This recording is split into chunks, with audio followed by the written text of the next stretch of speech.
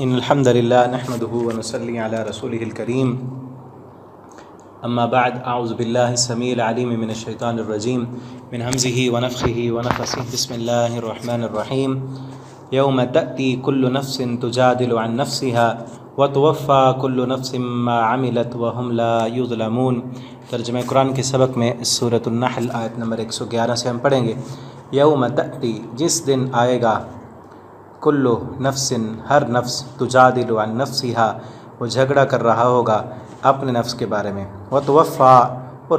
پورا دیا جائے گا، کل نفس، ہر جان کو، ما عملت، جو اس نے کمایا، جو اس نے عمل کیے، اس کا اسے پورا بدلہ ملے گا، وہم لا یظلمون، اور کسی پر ظلم نہیں کیا جائے گا۔ کہ وہ قیامت کا دن، جس دن ہر انسان کو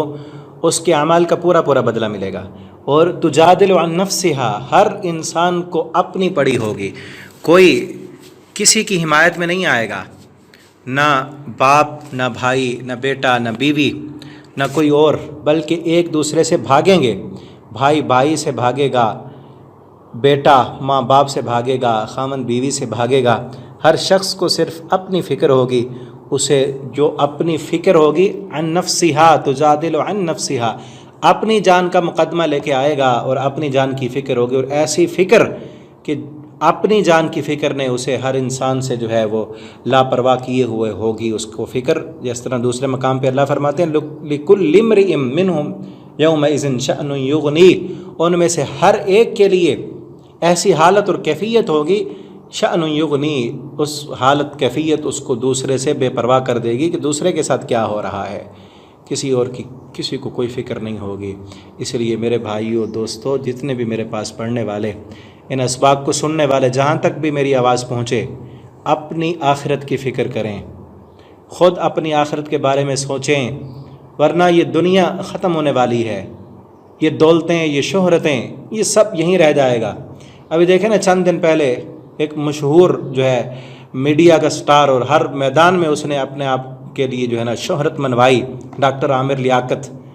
وہ فوت ہو گیا تو ساری شہرتیں ختم، ساری دنیا کی دولتیں یہیں، دنیا کی دولتوں کی بھی ریل پیل، اور حکومت کے اندر بھی نام کمایا، وزارتوں تک وہ گیا، میڈیا میں نام کمایا، ہر جگہ میں وہ کتنا بلا کا ذہین اور سب کچھ کرنے والا، دنیا کی دولتیں، ریل پیل اور جو ہے نا شہرت، سب کچھ اس کے پاس تھا، لیکن سب یہیں رہ گیا، سب یہیں رہ گیا، یہ سارا کچھ یہیں۔ اور خصوصاً اس موت سے ان لوگوں کو نصیحت لینی چاہیے جو یوٹیوب پر، ٹک ٹاک پر، فیس بک پر اپنے آپ کو مشہور کرنے کے لیے الٹے سیدھے جو ہے وہ پنگے کر رہے ہوتے ہیں، صرف اس لیے کہ ہم مشہور ہو جائیں۔ ساری مشہوریاں یہیں رہ جائیں گی، آخرت میں کیا جائے گا؟ کوئی نیک عمل کیا ہوگا، قرآن پڑھا ہوگا، نماز پڑھی ہوگی، اللہ کے ساتھ جو تعلق ہوگا وہ کام آئے گا، ورنہ یہ ساری چیزیں یہیں رہ جائیں گی۔ لوگ بس پیچھے تبصرے کرتے رہیں گے، چند دن کے لیے انہیں جو ہے وہ ٹائم مل جائے گا اس پر بات کرنے کے لیے، بس پھر ختم۔ جو نیک عمل ہوگا وہ آگے جائے گا، ٹھیک ہے نا۔ وَتُوَفَّى كُلُّ نَفْسٍ مَّا عَمِلَتْ وَهُمْ لَا يُظْلَمُونَ، ان پر ظلم نہیں کیا جائے گا، انصاف ہوگا۔ وَضَرَبَ اللَّهُ مَثَلًا قَرْيَةً كَانَتْ آمِنَةً، اور بیان کی اللہ تعالیٰ نے مثال ایک بستی کی، کانت آمنہ، جو تھی امن والی، جس میں امن تھا، سکون تھا، مطمئنہ، اس کے رہنے والے اطمینان میں تھے، یأتیہا رزقہا رغدا، آتا تھا ان کا رزق رغدا، کھلا، وافر مقدار میں، من کل مکان، ہر جگہ سے، فکفرت، تو انہوں نے کفر کیا، ناشکری کی، بانعم اللہ، اللہ کی نعمتوں کی، فاذاقہا اللہ، پس چکھایا ان کو اللہ نے، لباس الجوع، بھوک کا لباس پہنا دیا، والخوف، اور ان پر خوف مسلط کر دیا، بما كانوا یصنعون، اس وجہ سے جو وہ کر رہے تھے، انہوں نے اللہ کی ناشکری کی تو اللہ رب العالمین نے اس ناشکری کے مقابلے میں ان سے رزق بھی چھین لیا، اور ان کا اطمینان جو امن تھا وہ بھی ختم کر دیا۔ اور اکثر مفسرین کی رائے یہ ہے کہ یہ بستی یہاں کانت آمنہ، ضرب اللہ مثلا قریہ، یہ بستی مکہ ہے، اہل مکہ مراد ہیں، یعنی جب مکہ میں اہل مکہ کا حال بیان کیا گیا، اور یہ اس وقت ہوا جب رسول اللہ صلی اللہ علیہ وسلم نے ان کے لیے بد دعا فرمائی۔ آپ صلی اللہ علیہ وسلم نے فرمایا اللہم سبعا کسبع یوسف، کہ اللہ ان پر اس طرح قحط سالی مسلط کر دے جس طرح یوسف علیہ السلام کے دور میں مصر میں قحط سالی آئی تھی، تو اللہ تعالیٰ نے مکے کے امن کو خوف سے اور خوشحالی کو بھوک سے بدل دیا، حتیٰ کہ ان کا یہ حال ہو گیا کہ ہڈیاں اور درختوں کے پتے کھا کر انہیں گزارا کرنا پڑا۔ اور بعض مفسرین کے نزدیک یہ غیر معین بستی ہے، اور تمثیل کے طور پر یہاں بات کی گئی ہے کہ کفران نعمت کرنے والوں لوگوں کا یہی حال ہوتا ہے، اور وہ جہاں بھی ہوں اور جب بھی ہوں۔ اس کے عموم سے جمہور مفسرین نے بھی اس کا انکار کیا ہے، چاہے سبب نزول کوئی بھی ہو، لیکن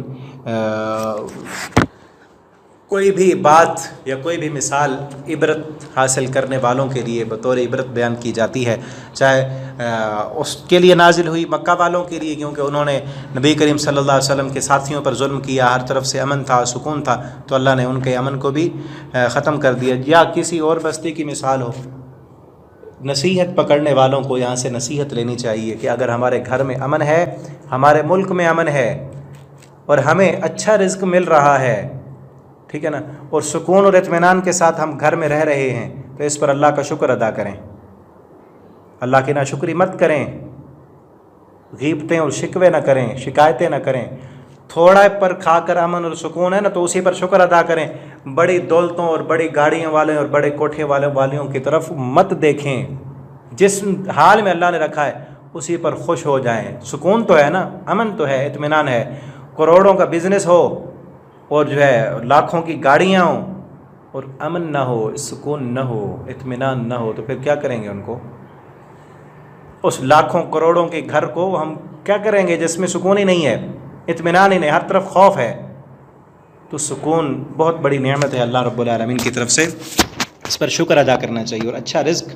اگر اللہ تعالیٰ نے دیا ہے تو اس پر بھی اللہ رب العالمین کا جتنا شکر ادا کریں گے، ان شکرتم لازیدنکم، پیچھے ہم پڑھا ہے نا، اللہ فرماتے ہیں شکر کرو گے میں اور زیادہ دوں گا۔ پھر آگے دیکھیں، وَلَقَدْ جَاءَهُمْ رَسُولٌ مِّنْهُمْ، اور جب یقیناً آگے ان کے پاس قاصد منہم، انہی میں سے، فَكَذَّبُوا، تو ان رسولوں کو انہوں نے جھٹلا دیا، فَأَخَذَهُمُ الْعَذَابُ، تو پکڑ لیا انہیں عذاب نے، وَهُمْ ظَالِمُونَ، اس حال میں کہ وہ سب ظلم کرنے والے تھے۔ آگے انشاءاللہ ہم اگلے سبق میں پڑھیں گے۔ اللہ تعالیٰ سے دعا ہے اللہ تعالیٰ ہمیں شکر گزار بنا دیں، اس امن اور سکون کی قدر کرنے والا بنائیں، ان نعمتوں پر جو اللہ رب العالمین نے ہمیں عطا کی ہیں، ان پر ہمیں اللہ تعالیٰ ہمیں اپنا شکر گزار بننے کی توفیق عطا فرمائیں۔ آخر دعوانا الحمدللہ رب العالمین۔